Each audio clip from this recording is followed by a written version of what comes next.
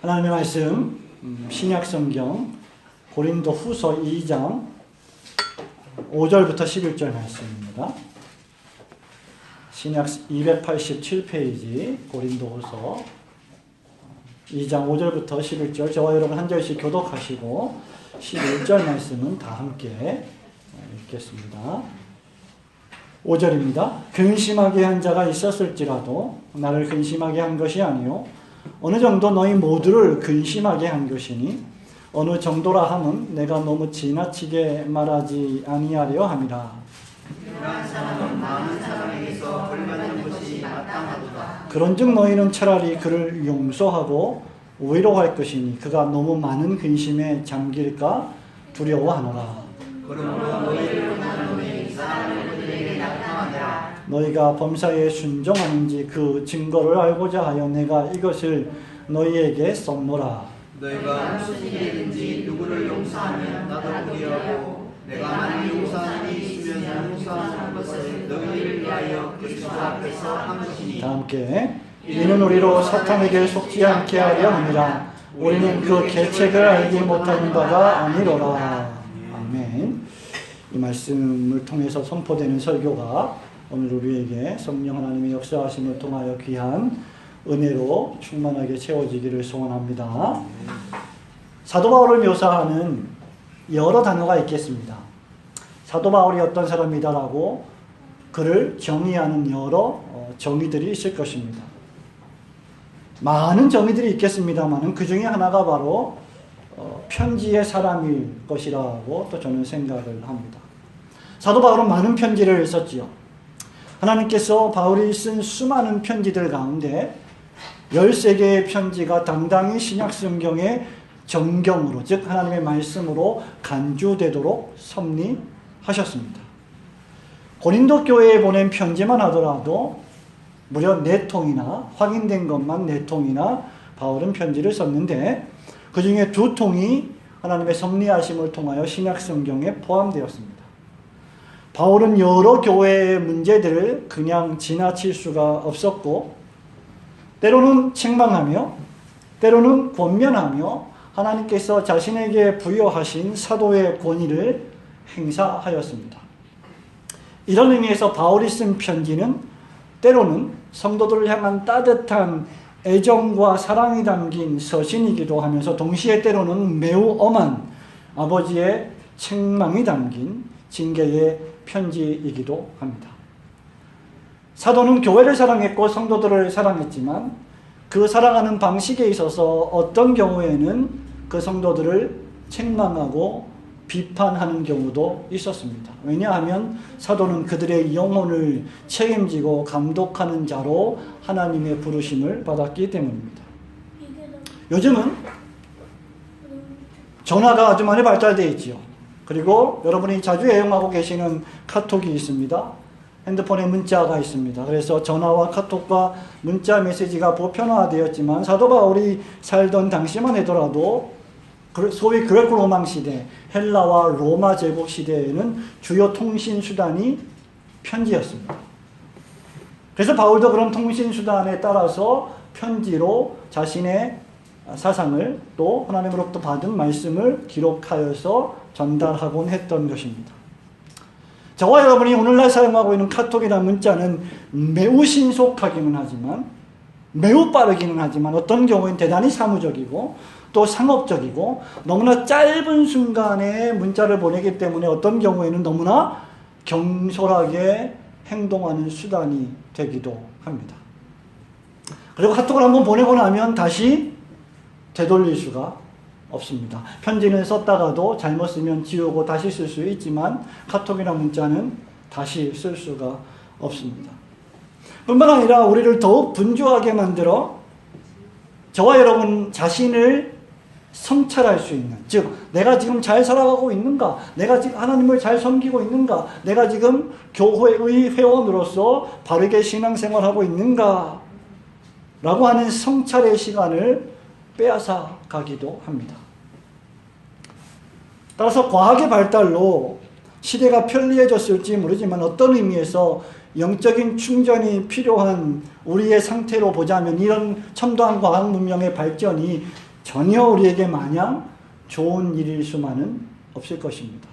우리 아이들은 성경책을 펼쳐서 하나님 말씀을 읽는 것보다 스마트폰을 펼쳐서 그 시간을 보내는 것이 훨씬 많은 것을 우리는 잘 알고 있습니다. 그것도 역시 부모에게도 예외는 아닐 것입니다. 이런 때일수록 우리는 하나님께서 감동하게 하사 성경으로 기록하게 하신 이 사도 바울의 편지를 읽으면서 자신과 교회를 다시 한번 생각해 보는 복된 시간이 되기를 소원합니다. 지난 시간에 우리는 성도들이 이기적인 동기에서가 아니라 기쁨으로 주님을 섬겨야 한다. 고린도후서 강의 3번째 시간에, 그리고 그렇게 주님과 주님의 몸된 교회를 섬기는 성도들을 도와주고 조력하는 사람들이 바로 사도들이다. 그러니 그들의 사역을 기쁘게 할 수 있도록, 즐겁게 할 수 있도록 성도들은 기도해야 한다라고 말한 바 있습니다. 하지만 모든 성도들이 그렇게 살았던 것은 아닙니다. 특별히 우리가 살펴보고 있는 고린도 교회에는 이미 우리가 고린도전서 강의를 54주 동안 했습니다마는 사도권을 부정하는 사람들이 있었고, 사도 바울이 하나님의 권위를 부여받아서 말씀을 가르치는 그 권위를 인정하지 않는 거짓 교사들이 있었습니다. 더 나아가서 그들은 바울이 권위가 없다고 저해하면서 자신들의 권위를 더 많이 내세우는 일을 하기도 했습니다. 4절 말씀에 보시면 바울은 이 일 때문에 큰 환난과 고통이 있었고 슬퍼할 수밖에 없었다라고 고백하고 있습니다. 그런 우려와 걱정을 지닌 편지에 심지어 눈물로 편지를 썼다. 고린도 교회 교인들아, 성도들아, 당신들은 그렇게 살면 안 됩니다. 당신들은 거짓 교사를 물리쳐야 합니다. 당신들은 교회를 선동하고 교회를 흐트러뜨리는 세력들을 주의 깊게 분별하셔야 합니다. 그리고 저들을 물리쳐야 합니다. 그리고 저들을 책망하면서 징계해야 합니다. 라는 편지를 눈물로 썼다고 했습니다. 그러면서 오늘 본문 말씀을 통해서 그리스도의 교회가 올바로 세워져 가기 위해서는 이런 자들을 향한 적절한 징계가 필요하다는 것을 교훈하고 있습니다. 자, 5절과 6절 말씀 다시 한번 천천히 읽어봅니다. 근심하게 한 자가 있었을지라도, 시작. 근심하게 한 자가 있었을지라도 나를 근심하게 한 것이 아니요 어느 정도 너희 우리를 근심하게 한 것이니 어느 정도나 내가 너무 지나치게 말하지 아니하였습니다. 이러한 사람은 많은 사람에게서 벌받는 것이 마땅하다. 아멘. 만일 교회에서 누군가가, 교회 회원 가운데 누군가가, 신자 가운데 누군가가 사회법을 어겨서 범법 행위를 했다, 또는 종교적으로 교회 내에서 범죄했다, 또는 누군가 교회에서 계속 문제를 일으키고 있는데 교회 공동체가 그런 사람의 행동을 모른 척하고 있다면 그것은 그에게 사랑을 표현하는 행동이 아닐 것입니다. 외면하는 것은 사랑이 아니라 방관입니다. 더욱이 사도로 부르심을 받아서 교회를 목양하고 성도들의 영혼을 감독하며 그들의 영혼이 잘 되기를 범사가 잘된 같이 늘 신경 쓰고 애쓰고 있는 목양을 하는 이들이, 또한 그가 바울인데 그런 사람들이 사역자들이라면 더더욱 그들은 외면하거나 방관해서는 안 될 것입니다. 성도 여러분, 이것은 부모와 자녀 관계, 국가와 시민의 관계, 어떤 조직사회에서도 다 마찬가지로 적용될 수 있습니다. 바울은 지금 이 고린도 교회에서 범죄한 이 사람이 누구인지 이름을 밝히고 있지는 않습니다. 그러나 이 사람이 사도 바울 자신을 대단히 근심하게 했다라고 밝히고 있습니다. 그리고 이어지는 5절 말씀에 보니까 이 사람의 범죄는 자신을 근심하게 한 것이 아니라 도리어 모든 사람을 근심하게 했다. 즉 교회 공동체를 근심하게 했다라고 말하고 있습니다. 그리고 교회 공동체가 이런 사람을 어떻게 처리해야 하는지를 가르쳤습니다. 이 사람이, 신학자들 간에 많은 논쟁이 있는데 이 사람의 정체가 무엇이냐, 이 범죄자가 어떤 죄를 저질렀냐에 대해서 어떤 신학자들은 고린도전서 5장에서 말하고 있는 근친상간의 죄를 범한 사람이다 라고 주장하고 있는가 하면 본서에서 밝히고 있는 대로 또는 사도의 권위를 대적하는 거짓 교사일 수도 있습니다. 그러나 누구이든지 간에 지금 이 문제는 바울이 무슨 말을 하고 있느냐, 이 문제는 바울 자신과 이 사람의 개인적인 문제가 아니라 교회 공동체적 문제이다라는 것을 말하고 있는 것입니다. 그래서 바울은 이 문제를 좌시할 수가 없었습니다. 자기 자신의 개인적인 문제였다면 때로는 참을 수도 있었고 인내할 수도 있었고 그냥 모른 척 외면할 수도 있었을지 모르겠습니다. 그러나 5절에 보십시오. 5절에 보면 이 사람이 어느 정도 너희 모두를 근심하게 한 것을 지적하고 있습니다. 더 나아가서 이 사람이 많은 사람에게서 벌받는 것이 마땅하도다라고 밝히면서 이 사람에 대한 권징 문제가 공식적으로 마무리되었음을 밝히고 있습니다. 성도 여러분, 우리는 여기서 교훈을 받아야 합니다.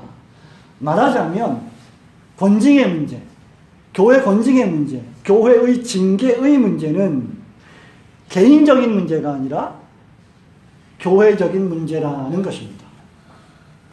바울 개인이 권징한 것이 아니라 사도 개인이 개인 성도를 권징한 것이 아니라 교회가 권징을 시행했습니다. 이유는 이 문제가 개인적으로 은밀히 발생한 것이 아니라 공적으로 공개적으로 벌어졌고 교회 공동체를 흔들고 있었기 때문입니다. 바울의 관심은 어디에 있었느냐? 자기 자신이 이 사람 때문에 많은 근심을 했고 걱정을 해서 눈물까지 흘렸고 고통을 받았는데, 그래서 개인적인 복수심에 불타서 이 사람을 징계하려고 했던 것이 아니었습니다. 바울의 관심사는 전체 교회가 이 사람 때문에 고통 속에 있고 분열 속에 있기 때문에 이 사람의 문제를 좌시할 수 없었다는 것입니다. 이런 점에 있어서 교회의 지도자들은 사랑이 넘쳐야 하고 자비가 넘쳐야 하고 늘 사랑으로 성도들을 대해야 하지만, 모든 일을 사랑의 자세로 해야 하지만, 그렇다고 해서 그것이 방관주의나 도덕률, 폐기론주의를 조장하는 것으로 나아가서는 안 됩니다. 사람이 좋은 것이 항상 좋은 것만은 아닐 것입니다. 만약에 여러분이 부모된 여러분들이, 여러분의 자녀들이 방탕하게 행동하고 예의 없이 행동하고 버릇없이 행동하고 나아가서 사회에서 무리를 일으키고 사회법에 저촉이 되는 죄를 범했다고 했을 때 여러분이 그를 그냥 가만히 둔다면 여러분은 그를 사랑하는 것이 아닐 것입니다. 우리의 자녀들이 무엇인가 잘못을 행했을 때 우리의 부모들은 앉혀놓고 훈계하고 책망하고 경고합니다. 그것이 바로 사랑의 방식 가운데 하나인 것이죠. 또 한 가지는 권징은 항상 징계를 포함한다는 점입니다. 바울은 6절에 보면 이 사람이 많은 사람에게서 벌을 받았다라고 말합니다. 여기 벌을 받았다라고, 벌받은이라는 헬라어 에피티미아라고 하는 단어는 문자 그대로 형벌, 영어로 punishment, 죄를 지었을 때 그 죄에 상응하는 벌을 당하는 것, 형벌을 가리키고 또는 제재를 가리키는 단어입니다. 이 말은 상업적인 제재나 법적인 제재를 묘사할 때 사용되므로 이 징계가, 많은 사람에게 벌 받았다라고 하는 이 징계가 법적이며 공식적이었음을 암시하고 있습니다. 공동체를 지키기 위해서는 공동체가 법적인 제재를 가하는 것입니다. 아마도 이 경우에 성도의 특권과 축복 가운데 하나인 세례와 성찬예식의 참석을 일정 기간 금지하는 수찬정지의 본징이 시행되었을 가능성이 높습니다. 마태복음 18장 15절, 16절, 17절에 보시면 권징, 교회 권징의 징계의 3단계가 나옵니다. 어떤 형제가, 어떤 그리스도인이 범죄했을 경우에 저와 여러분은 그 형제에게 개인적으로 찾아가서 개인적으로 권면합니다. 이것이 일상의 권징이며 말씀을 통하여 말씀을 서로 나누며 서로 말씀으로 죄를 책망하고 말씀으로 위로하는 말씀의 권징입니다. 개인적인 권징이요, 말씀의 권징이지요. 바로 그때 그 범죄한 형제가 그 말을 듣고 내가 잘못했습니다. 내가 회개합니다. 감사합니다. 저에게 그렇게 지적해 주셔서 너무나 감사합니다. 라고 회개하면 형제를 얻는 것이다. 라고 주님이 말씀하셨습니다. 그런데 듣고 순종하지 않을 경우에 두 번째는 두세 사람의 증인과 함께 가서 또 권면하라고 했습니다. 증인의 증거는 효력이 크기 때문입니다. 그런데 그들의 말도 듣지 않거든 교회에 말하고 교회는 그를 징계하고 또 권면합니다. 그러나 교회의 말도 듣지 않거든 이방인과 세리처럼 여기라고 명령하고 계십니다. 성도 여러분, 이것은 주님의 명령입니다. 지금 바울이 말하고 있는 이 범죄자의 경우, 이 사람의 경우에 아마 권징의 세 번째 단계까지 간 것으로 보입니다. 교회에 말하고 교회가 권징을 시행한 것이죠. 성도는 할 수만 있으면 첫 번째와 두 번째 단계의 징계를 통하여 문제를 해결하는 노력을 기울여야 합니다. 교회 공동체의 권징까지 가는 것은 바람직하지 않습니다. 그것은 최후의 수단입니다. 그러므로 성도들은 가능하면 하나님의 말씀인 성경을 읽고 그 성경을 듣고 선포되는 하나님의 말씀을 통하여 자신을 먼저 돌아보고 성찰하면서 서로 말씀을 나누고 기도해 주면서 교회의 복지와 평강에 힘써야 할 것입니다. 우리가 말씀을 가지고 일상으로 서로 성도들 간에 서로 경책과 권징과 권면과 위로의 사역을 하지 않는다면 2단계, 3단계의 권징이 시행될 것은 불을 보듯 뻔한 일이 될 것입니다. 그러므로 주님의 몸된 교회가 그 교회됨에 있어서 일상의 권징과 권면과 위로의 말씀에 힘쓰므로 사랑과 화평이 넘치게 하시는 성도들이 되시기를 주님의 이름으로 축원합니다. 징계와 용서, 두 번째 우리가 받을 수 있는 교훈은 이런 기독교회의 징계는 아가페적 사랑의 용서를 전제하는 징계라는 사실입니다. 자, 7절과 8절 말씀 이어서 계속 읽어볼까요? 그런즉 너희는 시작. 그런즉 너희는 차라리 그를 용서하고 위로할 것이니 그가 너무 많은 주님의 장기가 두려워하라. 그러므로 너희를 원하노니 사랑을 그들에게 나타내라. 아멘. 바울은 건강한 교회 공동체를 위해서 범죄한 자의 징계 문제를 소홀히 취급하지 않았습니다. 하지만 그 일을 시행함에 있어서 어떤 이들이 그렇게 하는 것처럼 잔인하지도 않았습니다. 이것은 모든 교회의 지도자들이 명심해야 할 사항입니다. 고린도 교회는 이 범죄자를 징계했고 이 사람은 자신의 죄의 심각성을 깨닫고 이런 심각성에 대한 인식은 자신이 돌이키고 회개하는 일에 도움을 주었을 것입니다. 누군가 무엇을 잘못하고 있을 때 어떤 경우에는 자기 자신이 잘못하고 있다는 것을 깨닫지 못할 상황이나 경우도 있습니다.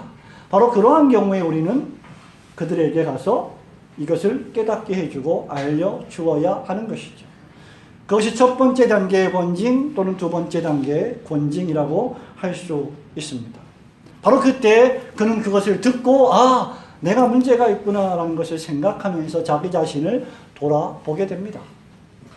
저와 여러분이 매주마다 듣는 설교의 하나님의 말씀을 통하여서 무언가 마음에 찔림을 받았고 무언가 감동을 받았다면 그것은 여러분들의 영혼을 고치시는 하나님의 역사일 것입니다.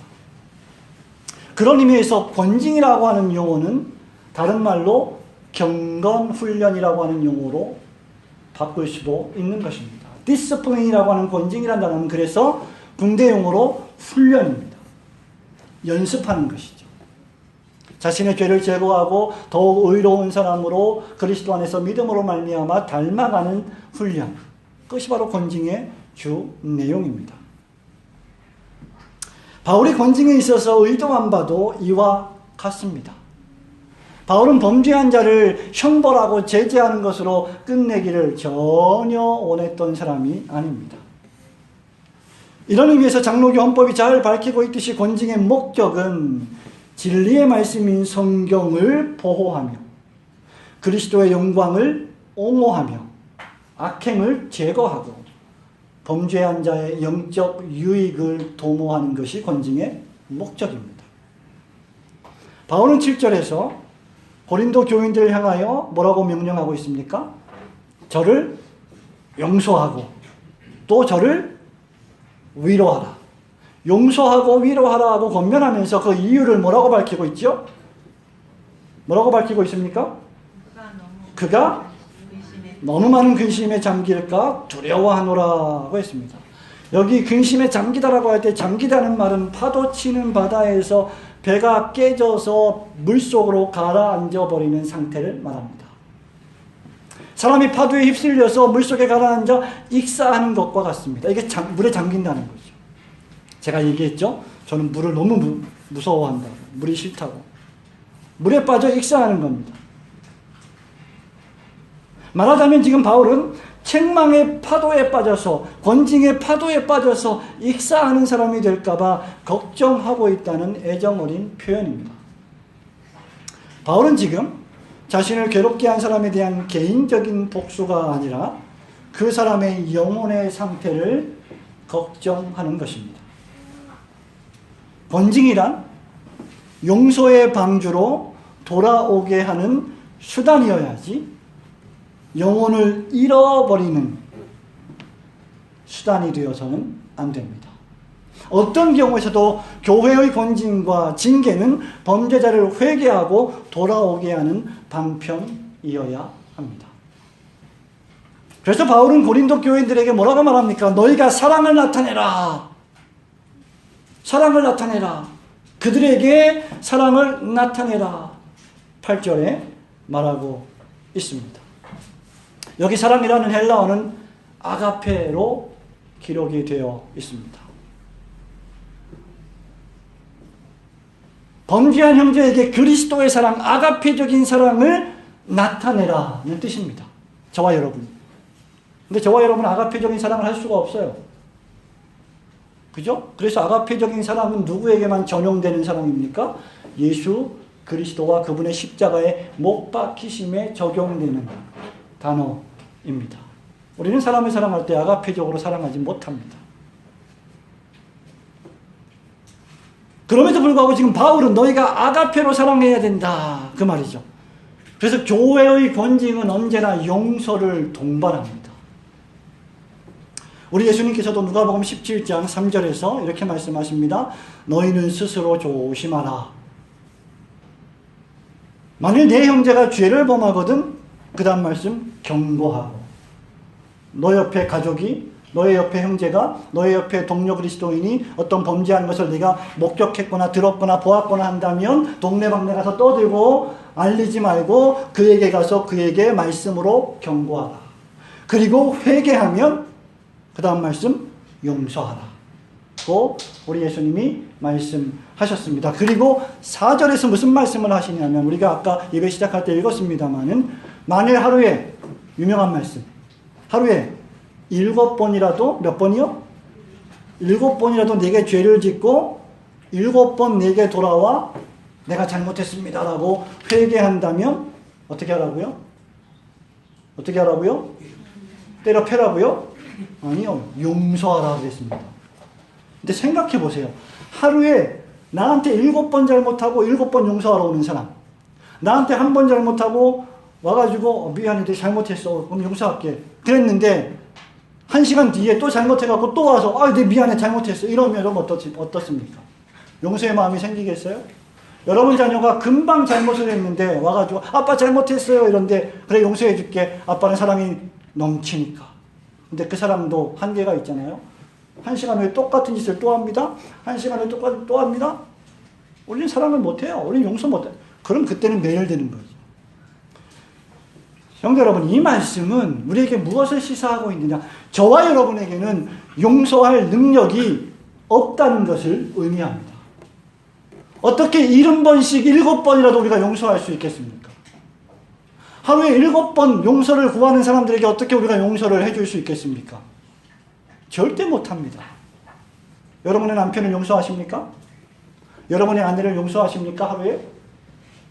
용서했다가 또 분노했다가 또 용서했다가 또 분노했다가 조금 잘해주면 또 좋았다가 이러지 않습니까? 우리 화린이가 되게 웃는데. 그렇기 때문에 이 말씀은 그래서 우리가 용서할 때는 어떤 용서가 필요하냐? 아가페의 용서가 필요하다. 네 능력으로 용서하지 말고, 네 생각으로 용서하지 말고, 네 지혜로 용서하지 말고, 네 감정으로 용서하지 말고 그리스도의 십자가로 용서하라. 그리고 그가 진정으로 회개했다면 우리는 그를 용서해야 하고 공적으로 해벌해서 그가 다시 교회 공동체 내에서의 성도의 신분과 직무를 회복하도록 도와주어야 합니다. 그런데 오늘날 현대교회에서 이런 권징이 시행되는 교회가 몇 교회가 있겠습니까? 20년, 30년 전만 하더라도 우리의 선배들이 목회할 때는 교회에서 수없이 많은 권징들이 시행됐습니다. 그러나 오늘날 이렇게 현대 문화가 발전하고 첨단 과학 문명이 발전하고 언제서든 언제 어디서든지 우리가 어떤 설교를 마음대로 들을 수 있는 이 시대에 우리는 권징을 좋아하지 않습니다. 교회에서의 책망을 좋아하지 않습니다. 기분 나쁘면 기분 나쁜 대로 우리는 행동합니다. 교회가 여기만 있냐? 저기도 있고 저기도 있고 여기도 있고 너무나 많다 라고 생각합니다. 여러분, 이것은 전부 다 개교회주의의 폐해입니다. 그리스도의 교회는 보편교회이고 하나의 교회입니다. 여기서 문제가 있다고 다른 교회로 갈 수가 사실은 없는 것입니다. 거기서 문제를 해결해야 되는 것입니다. 바울이 이렇게 하는 이유는 무엇입니까? 이런 범죄와 징계의 문제를 통해서 사단이 의도하는 바가 무엇인지를 너무나 정확히 잘 알고 있었기 때문이죠. 교회 안에서 어떤 범죄 사건이 발생했을 때 사도 바울이 그것을 그냥 다 좋은 게 좋은 거니까 그냥 은혜로 넘어가자라고 하지 않고 눈물로 호소하면서 당신들은 이 범죄자를 징계해야 합니다 라고 썼던 이유가 무엇이냐는 거죠. 바울은 성도들이 용서하면 자신도 용서하는 것과 같다고 10절에서 말하고 있습니다.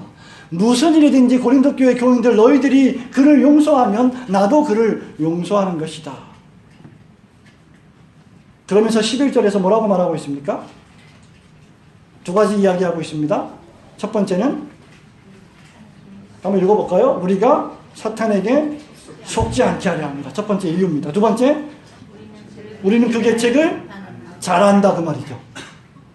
그죠? 사탄은, 마귀는, 공중권세 잡은 어두움의 주관자는 할 수만 있으면 한 가지 유일한 목적을 가지고 있는데 교회를 허물어뜨리는 것입니다. 성도들을 그리스도의 십자가에서 분리시켜 지옥의 불원텅이로 빠뜨리려는 것이 사단의 목적입니다. 그 방법은 여러 가지이죠. 그래서 사단은 할 수만 있으면 소동을 일으켜서 교회를 분열시키려 합니다.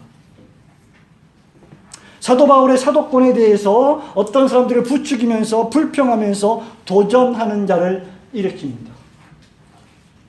바울은 사도가 아니다. 바울은 예수님과 함께 밥도 먹지 않았다. 바울은 예수님부터 직접 가르침을 받지도 않았다라고 하면서 사도를 공격했습니다. 그러자 교회가 시끄러워지고 분쟁에 휩싸입니다. 시기와 질투가 발생합니다. 바울파가 생겼습니다. 아볼로파가 생깁니다. 베드로파가 생깁니다. 다 필요 없다. 우리는 다 신물난다 이제. 요즘 우리 조국 교회 몇몇 성도들의 생각이죠. 다 거기서 거기야. 우리 그리스도파가 최고야. 신앙 엘리트주의. 우리만의 신앙. 이렇게 막 교회가 사분 오열됩니다. 이것이 바로 사단의 음모입니다. 또한 이런저런 범죄 문제로 권징을 시행함에 있어서 권징을 시행하는 지도자들로 하여금 과도하게 그 직분을 남용하게 합니다. 지금 말씀드렸죠? 아가페적인 사랑의 정신으로 권징을 그 범죄자의 영혼을 돌아오게 하는데 유익하도록 성용해야 하는데 어떤 경우에는 이러한 권징을 맡은 자들이 과도하게 그 직분을 사용함으로 난도질을 한다는 것이죠. 형제들의 영혼은 생각하지 않고 그저 징계하는 데만 열심을 냅니다. 그러면서 그들은 자신들이 의롭다고 생각을 합니다. 그 결과 교회는 분열되고 찢어지고 하나가 되지 못하게 하려는 것이 사단의 여기 말하고 있는 뭐요? 계책, 스트래티지, 전략입니다. 그래서 우리는 늘 삼가, 선줄로 생각하면 넘어질까 조심해야 되는 것이죠. 그렇기 때문에 바울은 징계의 문제를 개인적인 차원에서 말하지 않고 공동체의 차원에서 언급하는 것이고, 나아가 복음에 순종해야 할 성도의 의무에 대하여 설명하는 것입니다. 9절 말씀에 보면 너희가 범사에 순종하는지 그 증거를 알고자 하여 내가 이것을 너희에게 썼다. 편지를. 사도가 가르치고 권면하는 일에 대한 순종은 바울 개인적인 권위나 직분에 대한 순종이 아니라는 말입니다. 이걸 우리가 잘 이해하셔야 돼요. 목사가 강단에서 주일날 설교를 선포할 때 그것은 목사 자신에게서 나오는 권위가 아니라 하나님께서 설교를 통하여 목회자에게 지역교회를 통하여 부여하신 권위로 설교하는 것입니다. 그래서 성도들은 그 권위를 인정하면서 하나님의 은혜를 간구하고 설교자를 위하여 기도하는 것이죠. 그것은 사람에 대한 순종이 아닌 복음에 대한 순종임을 바울은 깨닫게 하려는 것이었습니다. 그러므로 범죄한 자가 회개하고 사도적 가르침에 순종하고 그 권면을 따를 때 사도는 지체 없이 그를 용서하고 사랑해야 합니다. 마찬가지로 성도들 역시 지체 없이 그를 용서하고 그를 사랑해야 합니다. 그래서 징계와 용서는 동전의 양면과 같습니다. 사랑하는 부모된 여러분, 여러분들은 지금 다 여러 가지 연령의 나이대에 있는 자녀들을 키우고 있을 것입니다. 그리고 그들에게 때로는 책망하고 때로는 징계하고 때로는 매를 대고 때로는 훈계합니다. 그럴 때 여러분은 어떤 마음으로 하십니까? 이 훈계를 받고 이 징계를 받고 이 매를 맞고 나가 죽어라 이렇게 하십니까? 아니죠. 돌아오기를 원하고 돌이키기를 원하고 고치기를 원하고 순종하기를 원하고 용서받기를 원하고 아빠 엄마의 사랑이 이렇다라는 것을 알아주기를 원하는 마음으로 징계하는 것입니다. 그러므로 너희는 아비의 징계를 미워하지 말라는 말씀을 우리는 마음에 새겨야 할 것입니다. 권징은 책망이나 징계가 목적이 아니라 용서와 회복이 목적입니다. 우리 부모들이 잘못 행동한 자녀들을 책망하고 징계할 때도 역시 그것 자체가 목적이 아니라 용서와 회복입니다. 그러므로 권징을 시행할 때 교회의 지도자들은 그 동기와 이유를 면밀히 점검해야 하고 사적인 감정으로 대해서는 안 되며 징계받는 자의 영적인 유익과 용서와 회복을 염두에 두어야 합니다.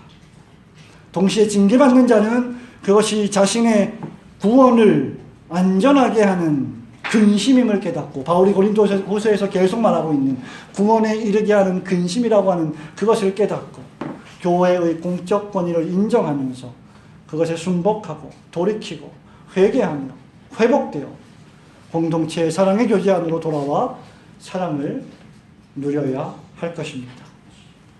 사랑하는 성도 여러분, 오늘 예배 참석한 우리 자녀된 여러분, 말씀을 맺습니다.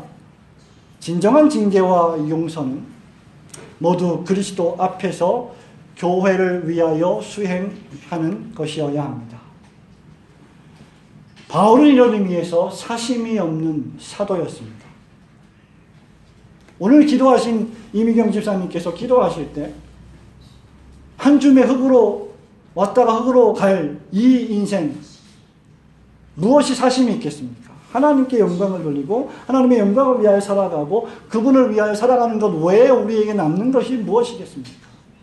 그렇다면 목사나 장로나 집사나 권사나 성도들이나 모든 신자들 역시 마찬가지일 것입니다. 바울 역시 자신을 도전하고 하나님께로부터 받은 권위를 부정하며 자신을 개인적으로 그렇게 공격했던 범죄자로부터 많은 심적 고통을 받았을 것입니다.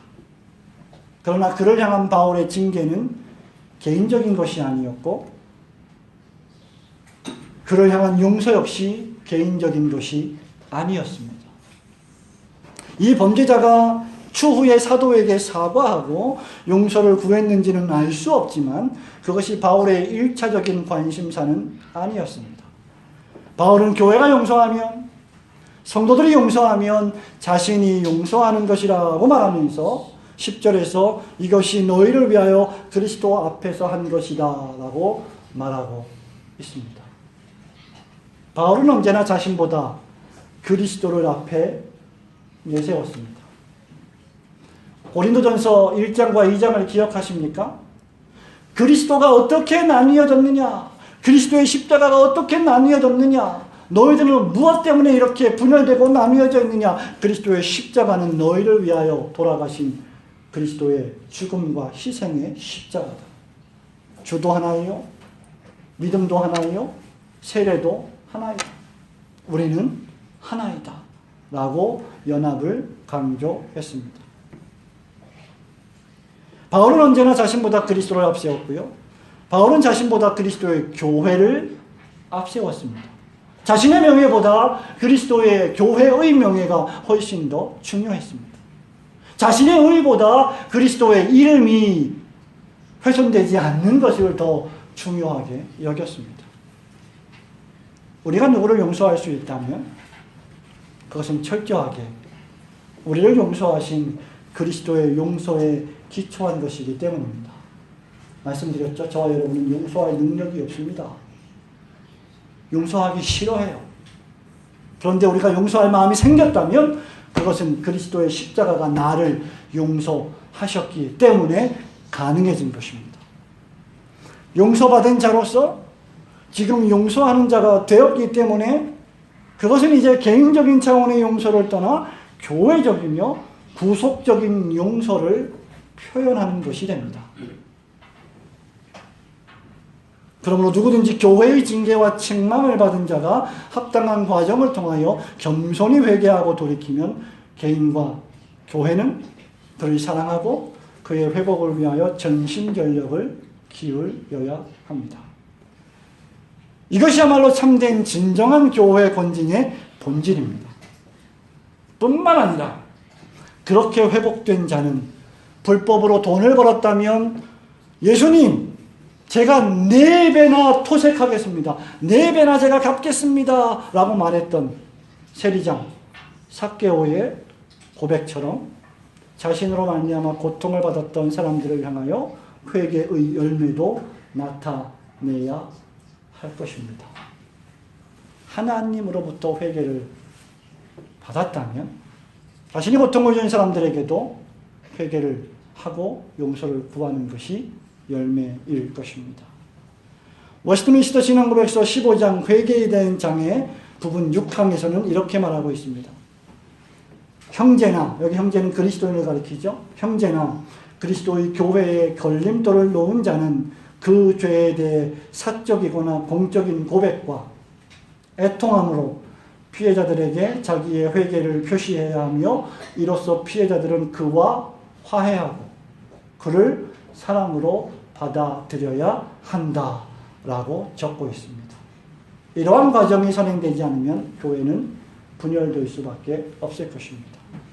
성도 여러분, 저와 여러분의 마음속에 교회의 책망과 징계는 겸손히 순종하고 받아들이는 동시에 회개하는 다른 신자들은 기꺼이 용서하는 사랑의 마음으로 충만하여 그리스도께서 나를 용서해 주신 그 사랑을 가지고 그리스도의 교회를 하나로 아름답게 세워나가시기를 주님의 거룩하신 이름으로 축원합니다. 아멘.